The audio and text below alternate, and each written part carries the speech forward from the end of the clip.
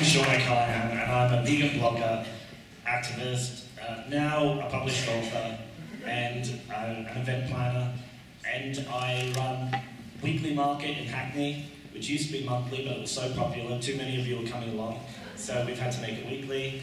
I run a series of vegan beer festivals around the country, including London Vegan Beer Fest, which celebrated 5th year this year, I think. I live in Mexico half the year, in Mexico City, with my partner Josh, who helps me with everything, and he's also a fat gay vegan. But I'm the fat gay vegan. He's a fat gay vegan. And he's with the stall at the moment, and everyone keeps going up to him, "Oh, are you fat gay vegan?" He's like, "No, move on." He's a bit fed up. And I became vegan almost 20 years ago, and I believe I did it, I think I remember, to improve outcomes for animals. And then now I do everything I do, every form of activism I do, is to make it easier for people to go and stay vegan and to feel celebrated in their veganism.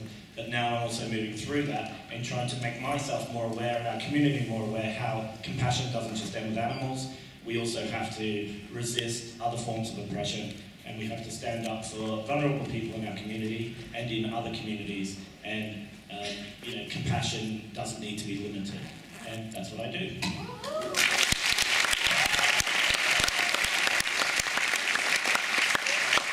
Now, us at Vegfest, we bring you world-class vegan experts. And somebody this weekend has been causing a little bit of a stir, a little bit of gridlock outside my auditorium, and everyone's gone a little bit crazy for James Aspey sitting there, trying to look as though who's she talking about? Thank you. Pick up the microphone. Let's hear a little bit about you, James.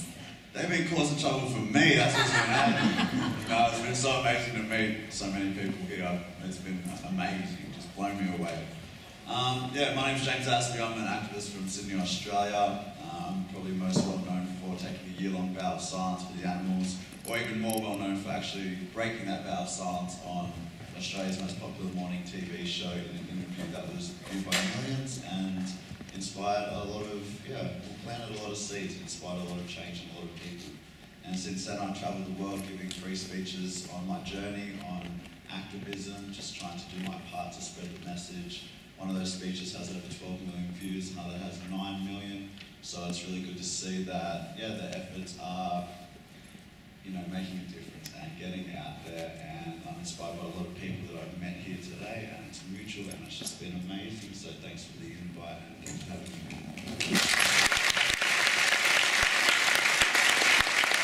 These feel like really polite rounds of applause, and I just think in a minute we've just got to really explode, and then the rest of Vegfest are going to think, what the bloody hell is going on in the main auditorium? I've got to hand over to Robert Grillo next. He's an author, world-class speaker. I absolutely love working with Robert. He flew in from Chicago, went straight to the TV station, did live TV, he's doing LBC, other things are arranged. What I love, because I love the media, is one of Robert's expertise is really the ways that marketing and media encourage us to eat meat, and really the lies that we're fed. But Robert, let's hand over to you. It's a great honor to be amongst this company. It's a really nice crowd, nice warm feeling here. And so on London Live, I got a TV spot thanks to Karen the other night when I flew in. And the first question the host asked me was, why should London be vegan? And I think the response to that is, a simple response I gave her was, because we can. But the real question to me isn't why should London be vegan? It's why, with all the wonderful reasons that that we should not be vegan. And that's really the basis for my work. The basis of my work is to look at all of the fictions and belief systems that are propagated in our meat-eating cultures, in our animal-consuming cultures, and ask how legitimate they really are at this point in our civilization. Do they really matter? Are they really relevant anymore? So it's not the question of why not? The question is, why not be vegan? Why not? We don't have anything to defend. The world is going to be a better place if it's less violent and there's less harm. We don't need to make a case for that. It's the rest of society that has to explain to us, why are we going to continue these violent practices when we could easily make other choices? Thank you.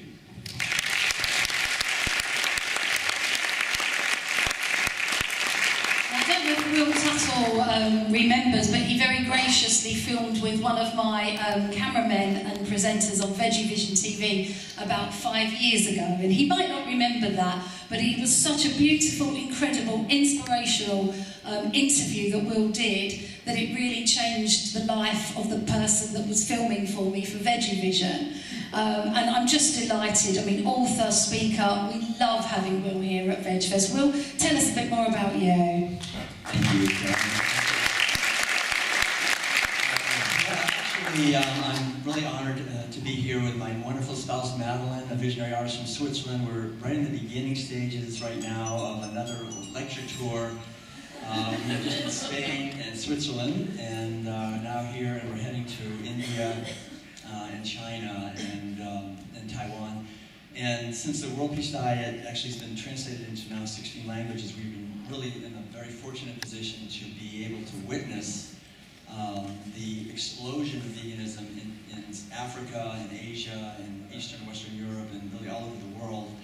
And I think it's important for us to realize that even though we're right here at this moment, and we can savor this moment of awakening that I think we see here happening for us, and right outside these doors, all these fabulous stalls filled with innovative and creative people that are working hard and persevering to create ways to lessen the suffering and misery and violence and devastation that we're born into on this planet by being born into a culture based on the abuse and oppression and exploitation of animals and other human beings.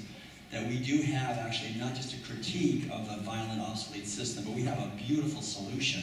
That the food out here, the way of living, the possibilities beckon us really to a doorway for our children to actually live in a world where peace and freedom and justice are possible.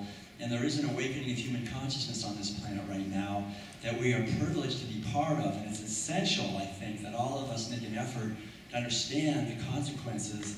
And then as vegans, we're really, I think, in the most powerful position as the only ones not actively engaged in the violence to help be effective, to help others heal the wound, heal from the wounds, and to heal our own wounds of being born into a society based on violence. And so I think this is really a movement about healing, about love, about awakening, that it's an ancient movement, it has very deep roots actually in our consciousness, and we're continuing a tradition of awakening that I think is absolutely essential, and we're in critical times, so there's nothing more important anyone can do, I think, than to roll up our outer sleeves and roll up our inner sleeves and do the work that we're all doing. I mean, I know you're all, if you're in here, you're all part of this movement and pioneers. So much love to you, and thank you for helping out. Wow. How many world record titles do you hold, Fiona Oakes? Right. How many animals are at your animal sanctuary, Fiona Oakes? Oh, shut up! We're giving the microphone. When she's not looking after 450 animals, she is running on the North Pole, running on the Sahara Desert. Not only is she running, she's winning. She's beating everyone. Let's give the Fiona Oakes a massive...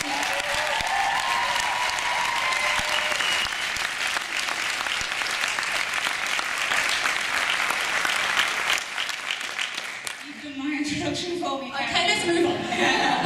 Now, just a bit, I feel really honoured and humbled to be sitting here in front of such amazing people and alongside such amazing people. Just a little bit about myself. I can't really, all I do in my life, all I've ever done, is I've done it for the animals. I think I was vegan before I was born, when I was in my mum's womb. I went vegetarian when I was 3 years old because I love animals. I went vegan when I was 6. It's totally self-inspired. It's just not in me to want to harm another living creature on this planet. And with my veganism, I haven't got any grand plan or what I do. All I ever wanted to do, all I ever will do is do it for the animals. So whether it be running in the Sahara Desert, breaking world records, just a better person I can be, more productive for them, that's what I want to do. So yeah, I've got an animal sanctuary for 450 rescued animals. We look after them at the sanctuary, and then obviously I decided that I needed to do more. I needed to promote veganism in a positive way. So that's when I got off my bottom and decided that I would go and break some world records. I am not really, I don't consider myself an athlete. I'm just applying my advocacy to athletics as I apply all my life to advocacy, and it never seems to be enough. I always want to do more. That's the way I want to die, moving forward for the animals, and I'm just blessed that there are so many wonderful people out there now. I have felt very alone. I've been vegan for over 40 years and felt very alone in this world, but to sit in front of a few people and see the change and see the vibe and the positivity rather than negativity is just amazing. So thank you very much.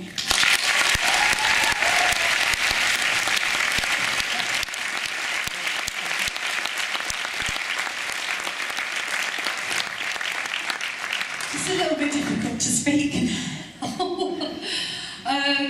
Well, look, this is easy veganism. We've got the vegan activists, and I'm conscious that, you know, if we don't get out of here at London Olympia, we're going to charge us like £1 million an hour.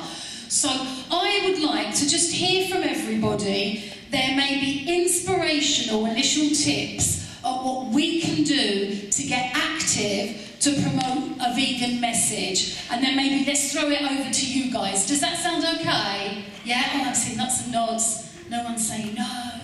So that's good. So let's start at the end with Fat Gay Vegan, inspirational, go-getting, that everyone's going to run out here and think, yes, I can do it, I'm going to spread the vegan love. You know, I've been doing this for 7 or 8 years as Fat Gay Vegan, so I do have some things up here, other than sugar and saturated fat. But, I think we're at a crossroads where veganism is everywhere. You know, thanks to people like Tim and Karen, and thanks to yeah. Oh, come on, is this the James fan club? I shouldn't put that next to you. But you can't walk down a high street without tripping over a vegan sign. My chip shop, local chip shop, fish and chip shop, around the corner from me in West London, in stenciled writing says, our chips are always 100% vegan. And it's everywhere. But there's a real danger that we're being passive consumers and we're not being active participants, and we need to lead the charge. We need to keep animals at the centre of veganism. We don't have to just sit back, have it packaged up and hand it back to us for money. And I run a local vegan market to support independent traders. Other vegan markets are springing up around us, run by non-vegans who are interested in just making money. So we need to celebrate. Obviously spreading the vegan message, and plant-based options are out there, but veganism is a lifestyle that's rooted in compassion, and we need to be the people who sell it to the world. We don't need to just buy it from other people. I think that by far one of the best things that we can all do, every single one of us, is first of all to take on the responsibility and be aware that, you know, being a vegan is a great start, but really what we should all be doing in one way or another is take it upon ourselves to be a voice for the animals, because obviously they can't get themselves out of this mess that we've put them in without help. And each one of us can help and can do something, and we all have unique skills and unique strengths and talents. Some of us are doing what was it you did, like a food fair kind of thing? Yeah, like a food market, and some of us write books, and some of us do a lot of spiritual work, and some of us are athletes, and some people do big stunts to get the message in there, and some of us are painters, and some of us are on the radio, and some of us cook delicious food, and there's just countless ways that we can spread the vegan message. So I'll say, just take it on yourself, create a purpose for yourself where you actually make clear in a way that you want to contribute, and then start trying to put steps in place so that you can start achieving that goal. Become educated with all the questions that everyone is going to ask you. What about protein? What about plants? What about God said it was fine? What about if we don't kill them, they'll kill us? What about free range? What about humane slaughter? All of these kind of things. These are the sticking points that people have. So when you become aware of someone's sticking point, you can help them get past that by explaining to them the actual facts of the matter. and you start crossing off people's objections, and start getting them closer and closer to where they really belong, to where we really all belong. So take it upon yourself to get educated in that very simple realm of, you know, all the common questions, and then use whatever your specific gift is. Sorry, I should have said as well, some of us do the emceeing, some of us create the event where the people come. You know, there's something for everyone in the vegan movement in terms of being an activist. You don't have to cover yourself in blood and scream meat is murder. It's great though, go for it. But there's a lot of other things that we can do. And you know, when you really consider the magnitude, the huge issue at hand, we really can't afford to just sit back and let other people do it. We should all be part of the solution, not just part of stopping our contribution to the problem, but also part of helping others do what we've done and go vegan and just spreading this vegan message. And I think that because there's so many ways, because we don't have to go to war over it, because we can do something as simple as writing a Facebook post and actually inspire and educate people, I think that there's no reason why, you know, each and every one of us can't consider ourselves a vegan activist on some level. And just remember that every single action, every single seed you plant, every single thing that you do, every conversation, all of it, it actually does matter, and it will have a ripple effect. And you might not make a video that gets 1 million views or create a huge event. You might speak to one person and change that person's life, and they might speak to a couple of people, and one of them might do something absolutely incredible. So it's always worthwhile. It's always gonna make some sort of difference, and just put it out there and get your views, get your opinion, your message out there in whatever way that sits best for you.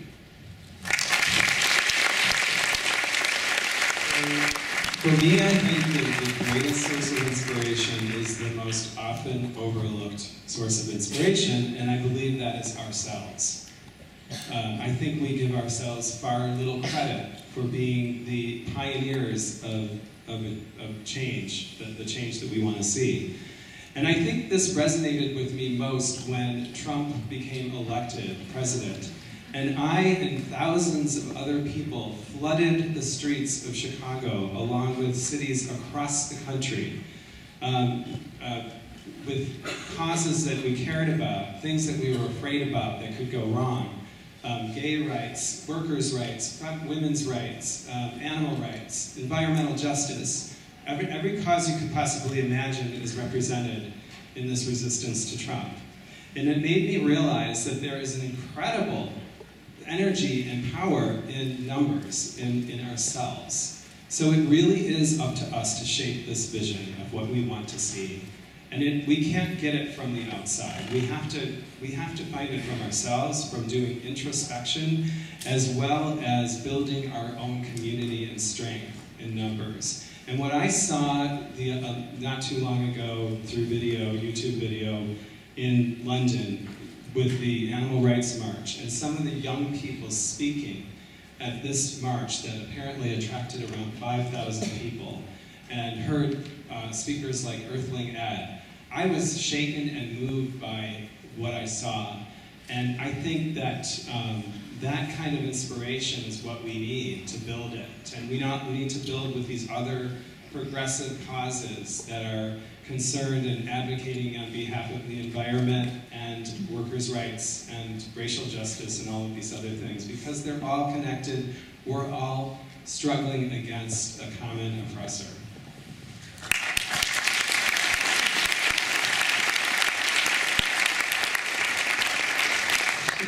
Here and adding my tuppence to say that I think people, if you're vegan, that is the biggest form of activism you can do.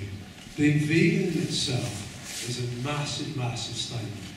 And for all the people all over the world who are perhaps in far less fortunate circumstances than ourselves right now, people perhaps isolated, people living with really, really very, very little. And these people who are choosing to be vegan and living as vegan is the most incredible form of activism in itself. So just to be vegan in itself, especially in places in the world less fortunate than ourselves, is an incredible achievement. So all the people all over the world are in very, very difficult circumstances where choosing to be vegan is a very powerful statement. For those of us perhaps who are in a position where we're able to communicate, I would say get yourself educated. Don't fall up like we saw, bless him, George Monbiot the other day on his Morgan show.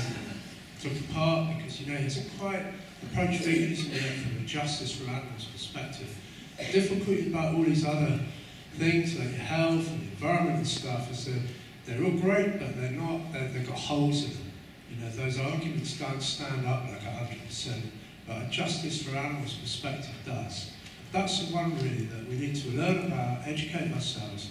But the third thing I think is that if you have a justice perspective, tread very carefully, because that's a big stick. You know, justice is we're talking about trying to change a world that is built on injustice. So just to have a justice perspective is an incredible threat. An incredible threat, and it's an incredible statement.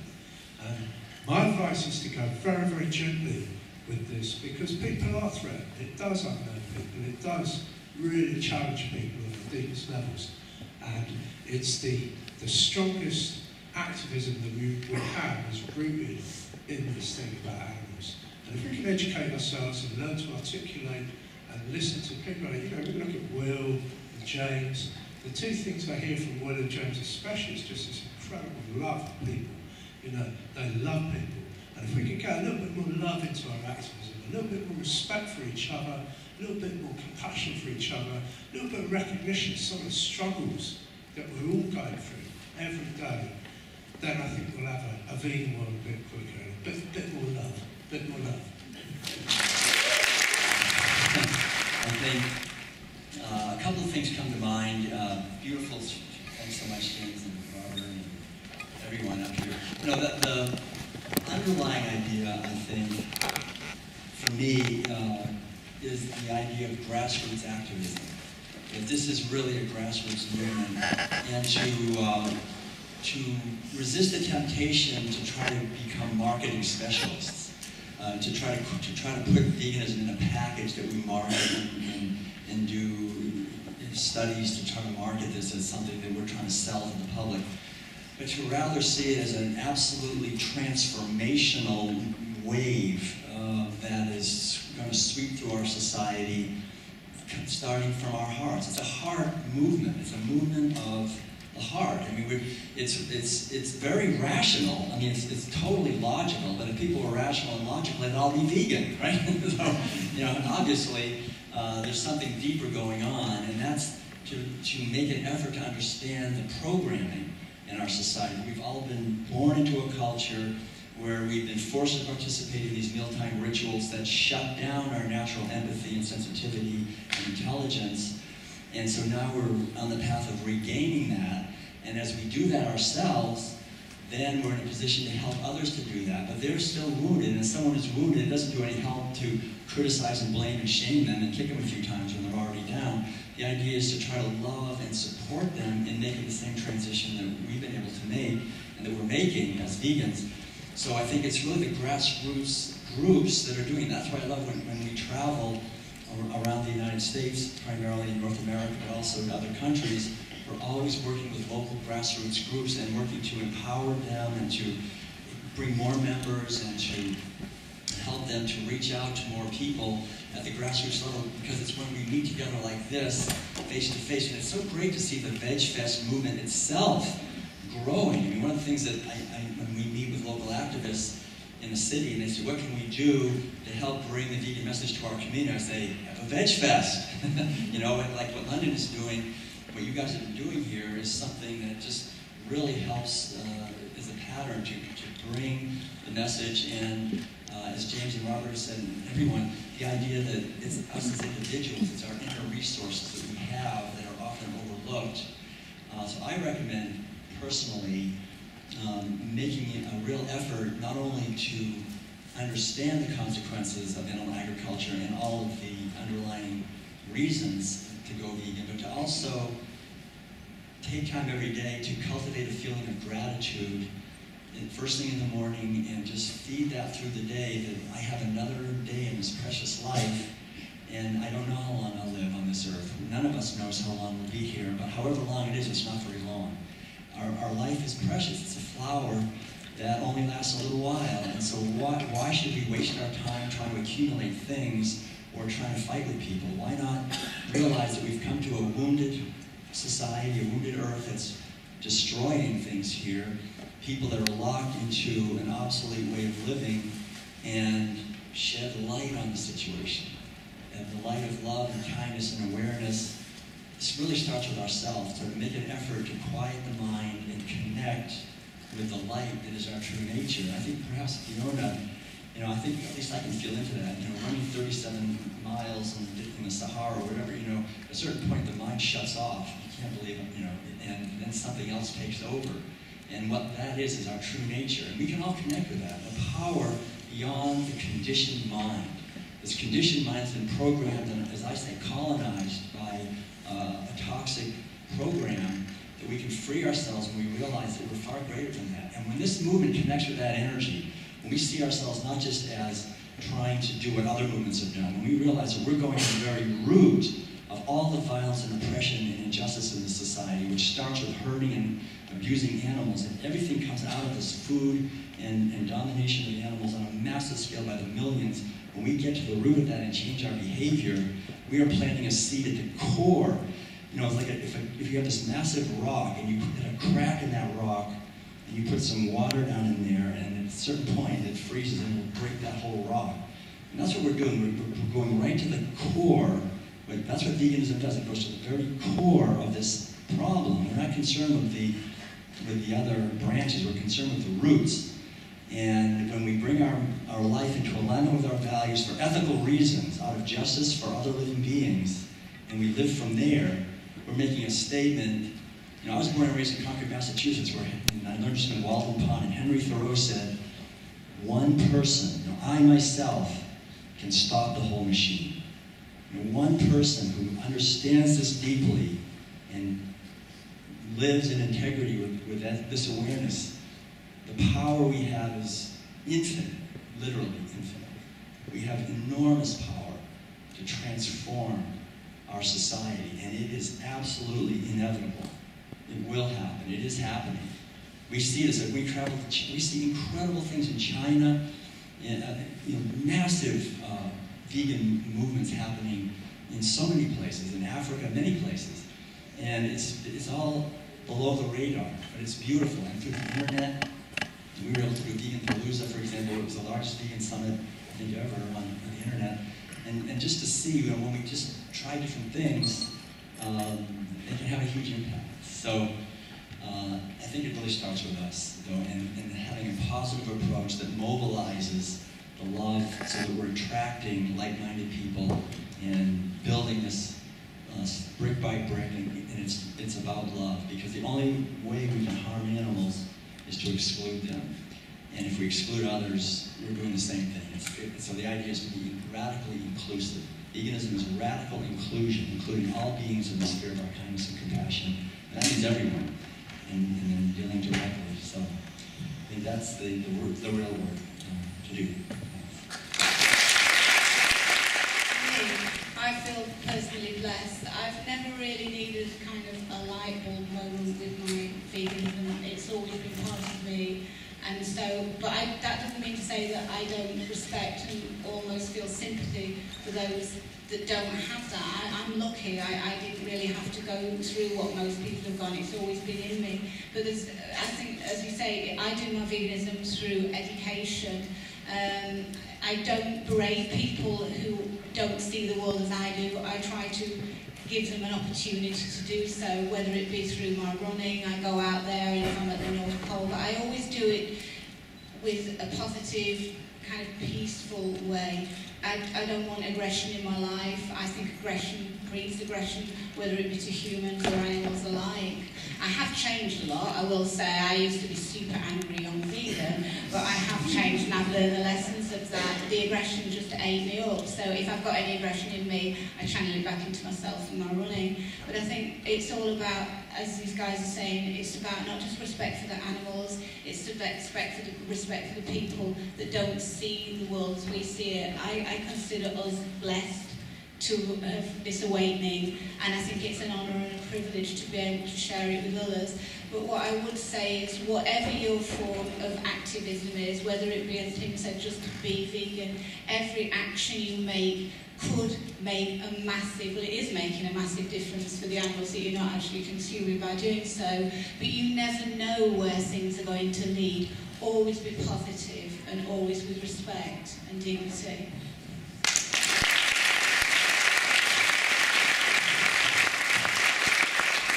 Lovely guy is going to come down and hand the microphone around. Do you want to come and do that, Nick? Come on, earn your money. Yeah.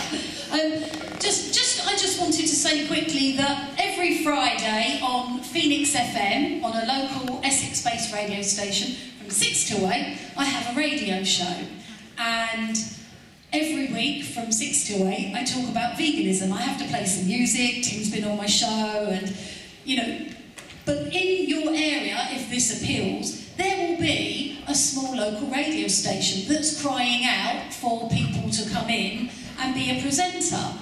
Well, if that does appeal to you, like it appeals to me, that may be something that you would like to do for activism, because they would want to volunteer.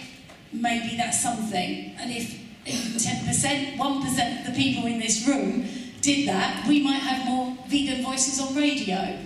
I love Tim Barford. It's an honour and a pleasure to work with him, because I get the pleasure of promoting veganism to all of the newspapers, all of the radio stations, all of the media, all over the UK. So I get that space to promote veganism. But if every one of us in here spoke to our local newspaper, picked a magazine, you know, we could give them some advice, give them a recipe, give them our case study, give them our story, or maybe say, hey, look, I'm a vegan, I'd like to support you in being a vegan as well for an article. And I've actually coached journalists and radio presenters to be vegan. They're not here like us at Vegfest. They don't care less. They just want a good article. And at the end of it, they say to me, you have changed my life.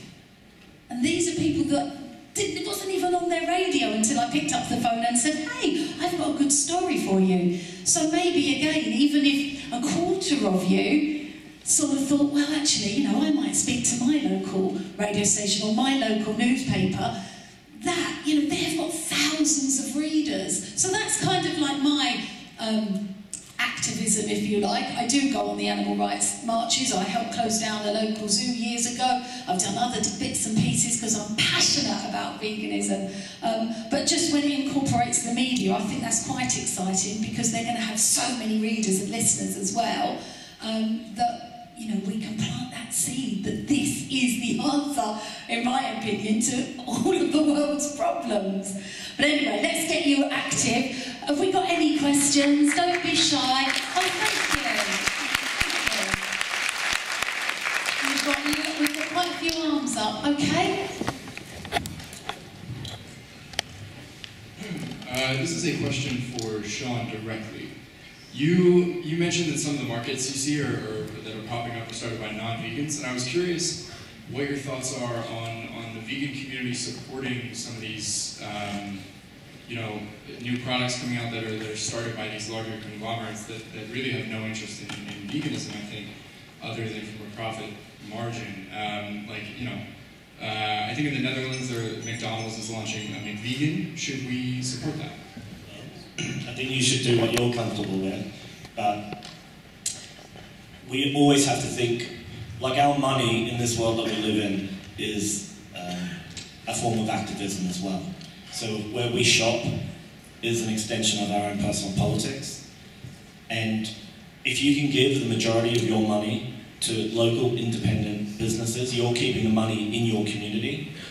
Local independent vegan-owned businesses are able to pay living wages to people in their community, and they can spend the money in their community. That's what we should do.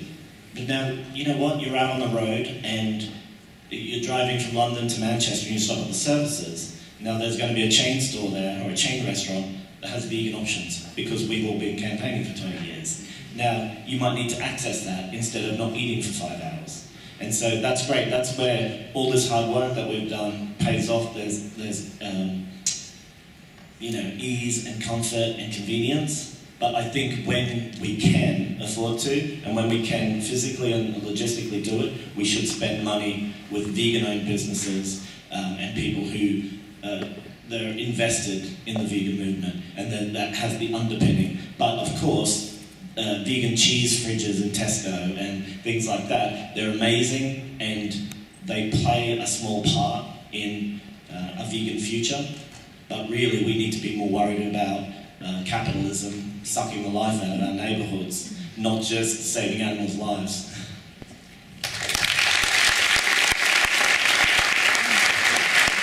Hi, my name is Kelly. Firstly, I'd like to just start by addressing James. I just want to thank you because this summer my husband and I came to see you speak in Nottingham, and you encourage people to go out like you have today and be active. The day after that fair in Nottingham, I started organising my own vegan event, and last weekend I hosted the first ever vegan event that our town saw. We expected 300 people, we got over 700. It was fantastic. The second thing I wanted to take away from your words, and I want to open my question to the panel, was to go out and do active speaking. I want to do public speaking, and my first speech as an active speaker, if you like, is in 4 weeks. And to gain inspiration, I've obviously been going on YouTube. I see Joey Carbstrong, I see James Aspie, I see the Vegan Brothers, I see Earthling Ed. My question is, like, where are all the female activists and how can we make ourselves more visible to the vegan community?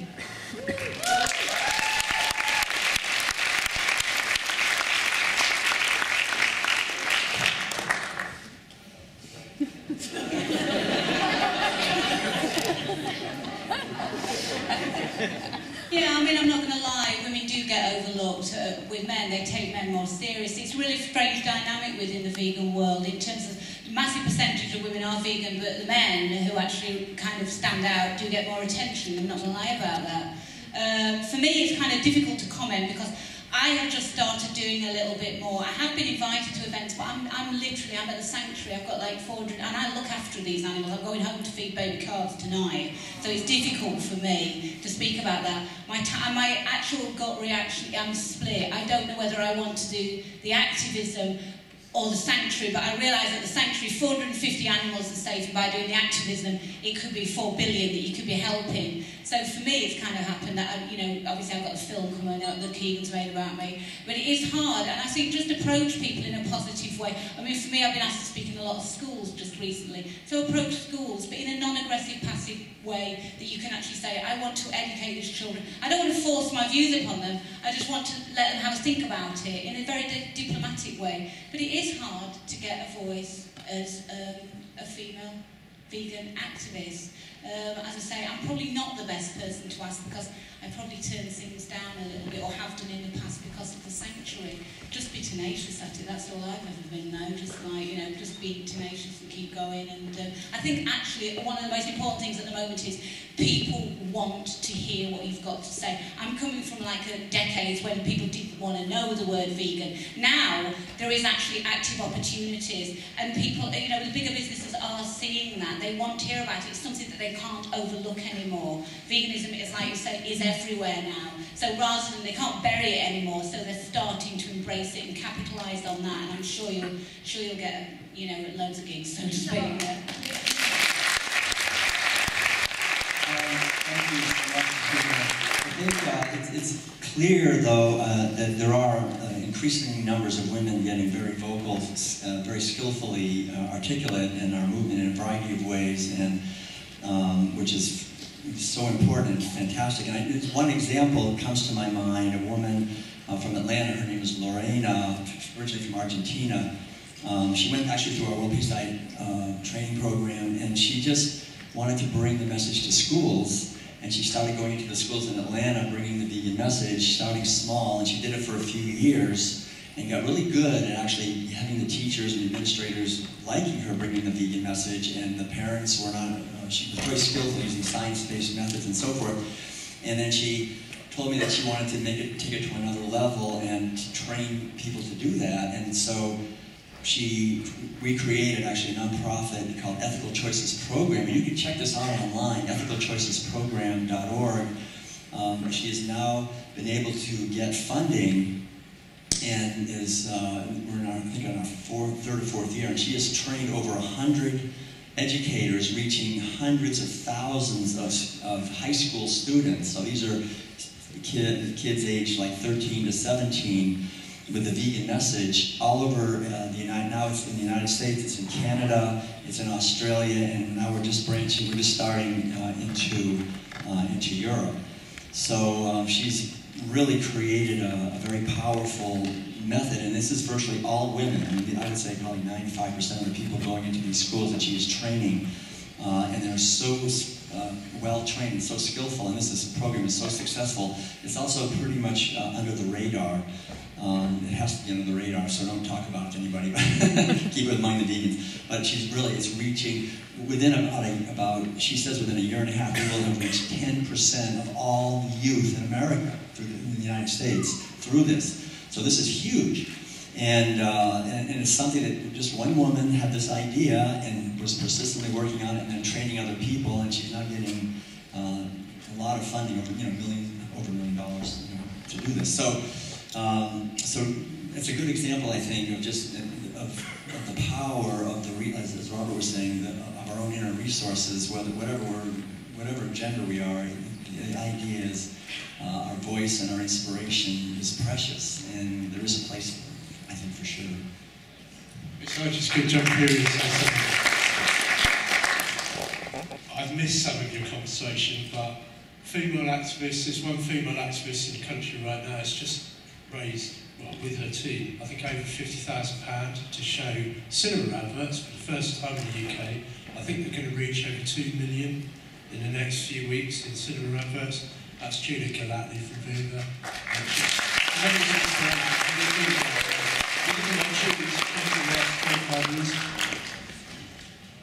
Sandra Higgins, oh my goodness. Can we just have a round of applause for Sandra Higgins? Come on! That's even more inspirational. Sandra Higgins is the biggest legend of vegan activists right now. Apart from, of course, this fellow up here, like. Just a real quick story. I just want to say that a few weeks ago I heard a woman who I learned was 17 years old after her speech from Iraq, from a war-torn village in Iraq, who gave this eloquent talk that she had a script from, but it was a beautifully written thing, and it was an amazing story. And then I later learned that she was 17, and I was just kind of shocked by the fact that she could get up and have, the courage. And I just think that women they're underrepresented in not just the vegan movement, but in so many other social justice movements, that they have to find a way to get in front of them. They have to ask for what they want. If they want to talk, if they want to be a speaker, you just have to ask for it. More and more, I think. Demand it, if you have to. It's not up to women to fix problems of sexism which make them not be on panels. I'm a little bit... I don't feel comfortable completely being up here, and I'm sorry if you're out there and you're not represented or you don't feel represented. In our talk yesterday that we did, well, it was my talk, but I had 3 women on stage with me, and I had another 2 women join us through video, because I didn't want to be a white man standing up telling people how to fix the problems of the world. It's up to people like me and Tim to make sure that this sort of dynamic doesn't happen, and we need to be willing to give up our platforms. And if there's, we've got no time left, right, but if there's anybody in the crowd that doesn't feel represented and would like to say why they don't feel represented, I think that would be a really powerful way to end the talk, because it's up to us with the power to give it up now and then. So, it's not up to women.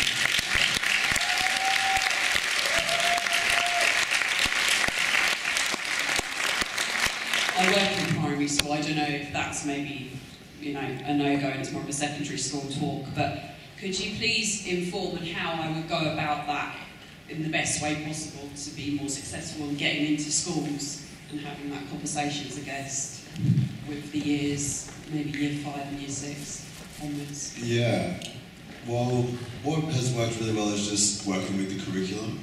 So we might have been working with persuasive speaking or environmental talks or animal studies, or just really trying to figure out exactly what the curriculum is and then just modifying the speech. So it is about that. A little sneaky vegan message in there somewhere, or maybe a big vegan message, depending.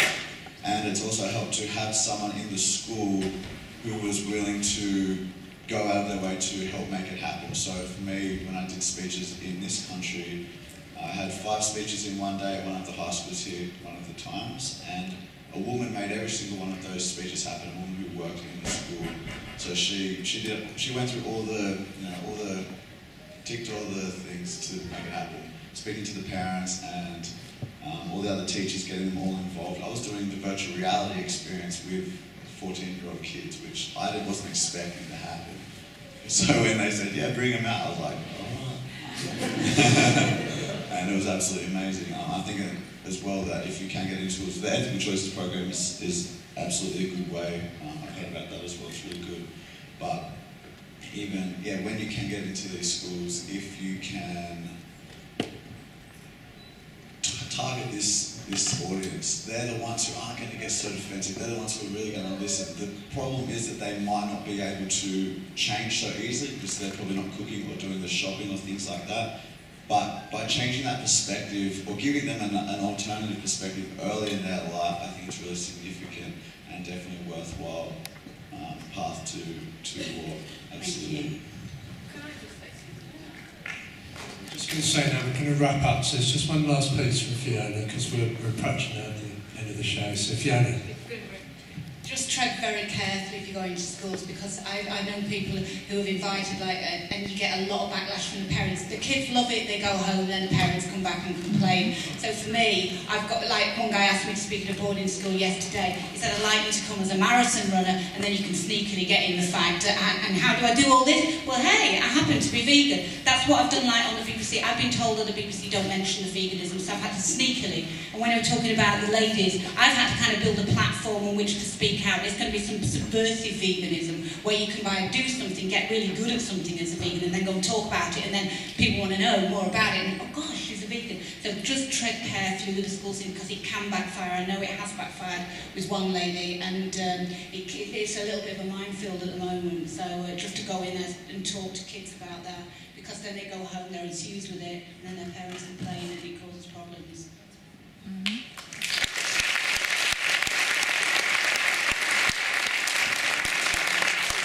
I hope you have really enjoyed this session as much as I have. How often do we get to share the room with amazing people like you, brilliant speakers as well. I hope you feel inspired, because, even if all of us took one action, look at the difference that we could make for a positive vegan lifestyle.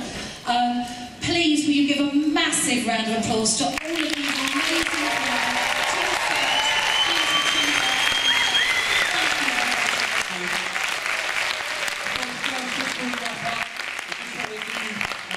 One more thank you while you're all here. When we talk about female activists, I'm lucky enough to work with some of the best in the world. But my dear friend Karen Ridges, if you'd like to stand up, take a look. Karen, yes, it's Karen Festival. I couldn't think of anybody better to have this festival than Karen. I'm so proud to have Karen at my side. She's my dearest, dearest friend. And we've done so much together. And I'm so proud to share a stage with Karen. I just think you're amazing. So, everybody, this is lovely lady. Let's have a great embarrassment. It's so great to speak to you.